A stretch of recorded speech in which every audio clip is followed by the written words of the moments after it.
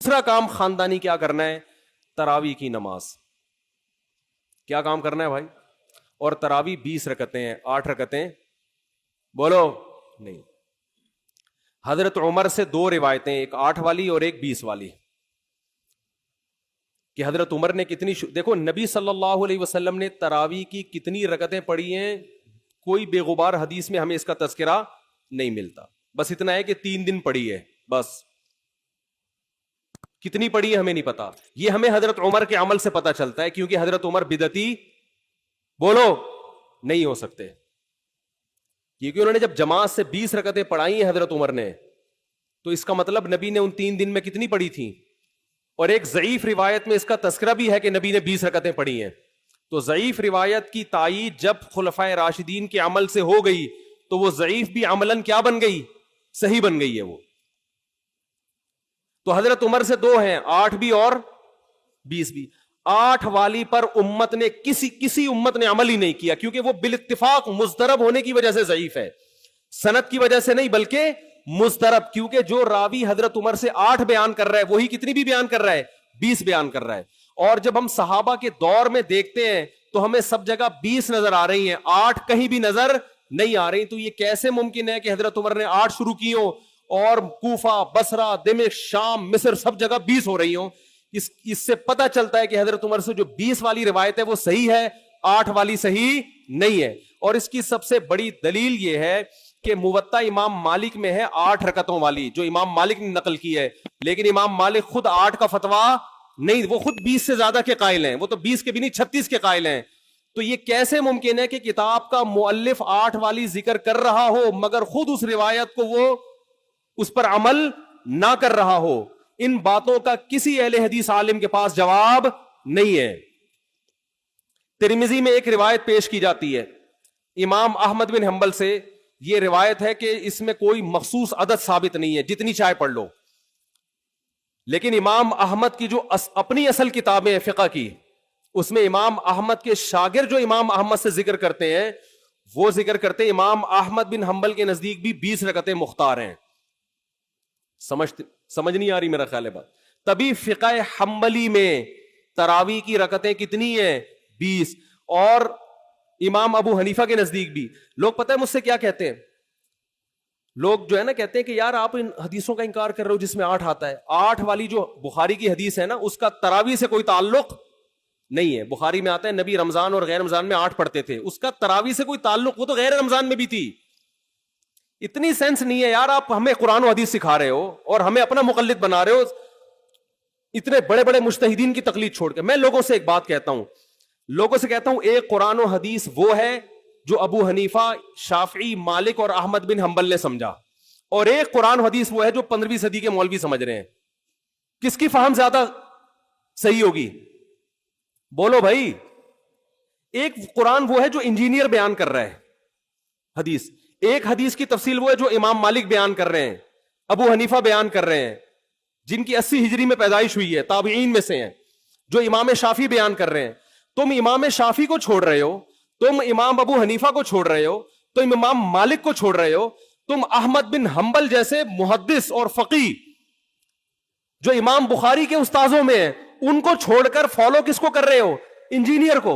اور تم کہہ رہے ہو ہم صرف قرآن و حدیث کو مانتے ہیں, ہم کسی اور چیز کو نہیں مانتے. تم قرآن و حدیث کو نہیں مانتے میرے بھائی, تم مقلد ہو, اندھے مقلد ہو. تم قرآن و حدیث کی اس تشریح کو مانتے ہو جو انجینئر کر رہا ہے, اس تشریح کو نہیں مانتے جو احمد بن حنبل کر رہے ہیں, جو ابو حنیفہ کر رہے ہیں, جو امام مالک کر رہے ہیں, جو امام شافعی کر رہے ہیں. یہ بڑے بڑے تابعین, تبع تابعین, مجتہدین جن کو پوری امت نے فالو کیا ہے. تو 8 رکعت کی جو موطا امام مالک کی حدیث ہے, اس 8 رکعت پہ امام مالک نے فتویٰ نہیں دیا. کیوں؟ اس لیے کہ وہ حدیث مضطرب ہے, اس میں راوی ایک بیان پہ ٹکتا نہیں ہے, کہیں 20 بیان کرتا ہے, کہیں 8. جب راوی کے بیان میں تضاد ہو تو حدیث مضطرب ہونے کی وجہ سے رد ہو جاتی ہے. اور میں آخری بات کر کے بیان کو ختم کرتا ہوں, یہ جو تراویح کا لفظ ہے یہ 8 رکعتوں پہ فٹ ہی نہیں بیٹھتا ہے. اس کا بھی میں جواب سوال کر رہا ہوں لیکن کوئی جواب نہیں دے رہا. دیکھو اپنی مرضی کے سوال بنا کے جواب دے دیا کرو تو لوگ واہ واہ کریں گے. آپ میرے ساتھ یہ ہو رہا ہے, میں جو بیانات میں اعتراض کرتا ہوں نا اس کا جواب نہیں مجھے ملتا, خود سے اعتراض بنا کے کیا کر دیا جاتا ہے, جواب جیسے میں نے بتایا تھا کہ حرم میں 4 مصلے تھے، حنفی، مالکی، شافی، حنبلی، 4 مصلے تھے نا کئی سو سال تک، جو کہ نہیں ہونے چاہیے، ایک ہی ہونا چاہیے تھا مصلی.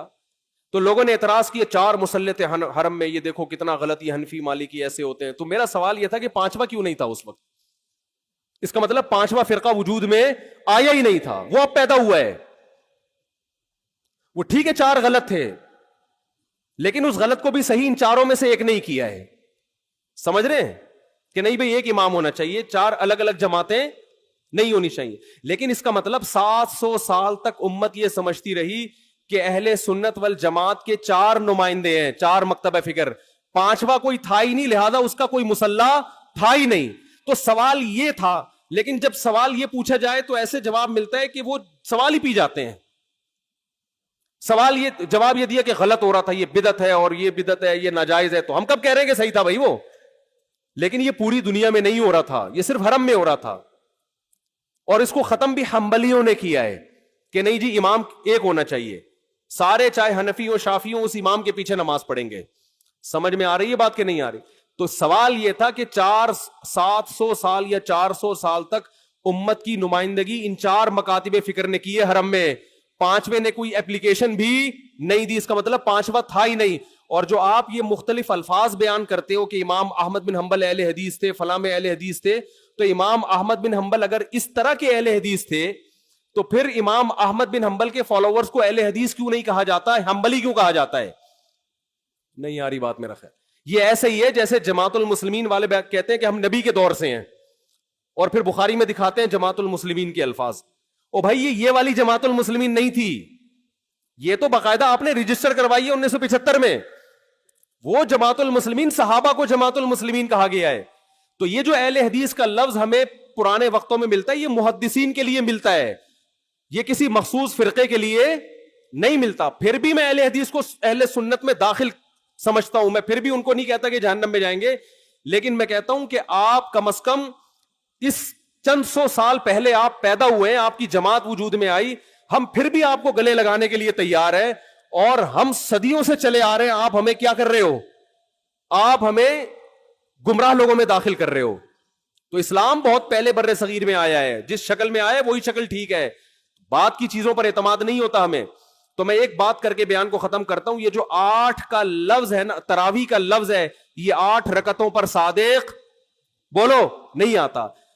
بہقی کی حدیث ہے اور بھی روایتیں اس بارے میں کہ اسلاف جب تراویح کی نماز پڑھا کرتے تھے، اسلاف سے مراد صحابہ تابعین، تو 4 رکعتوں کے بعد آرام کیا کرتے تھے.